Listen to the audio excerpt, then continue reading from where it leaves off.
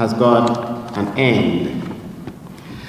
We set out for international conference on Tuesday, and honestly, a lot of people came here. Many folks came, scholars from many countries, presented their papers, different panels from many countries.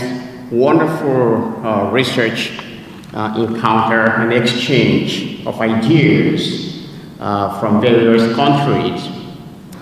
And here we are also ending the program with, going a little bit away from the brain down to our hearts.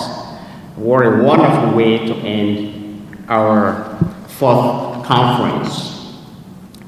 As we end this program, I just want to use this opportunity to thank everyone here, all of you who came from many places or series, many states, those who are traveling abroad, going back to Ghana, Pakistan, Uganda. A lot of folks have already left, and many other Eastern European countries.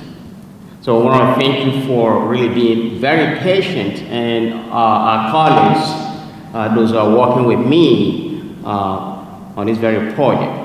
I want to thank you, appreciate all the efforts that you've made to help us host this very event tonight. The US is highly blessed because we do not really experience a lot of things that many countries experience, even though we still have some problems here. However, our organization is an international organization, and we're doing a lot of work abroad. And one of the countries we are working, doing some peace building projects is Nigeria. I just returned from Nigeria in summer. We initiated what we refer to as a Run to Nigeria with an olive branch, mobilizing young people, old, young, children, carrying the olive branch and running and marching for peace. And so it's really a project that will continue, because if it doesn't, then there might be a problem. Nigeria might experience another second civil war because of ethnic and religious conflicts. And so we ask you, if you're stepping out, there are envelopes on that table. You can pick one envelope and you can say, I support hashtag Run to Nigeria with an olive branch, just with $10. The mailing label is on the envelope. You can mail it to our office, either check or whatever. That will help us to take care of the logistics and also support young people who are doing great work in that country, not only in Nigeria, but in many other countries where we are present.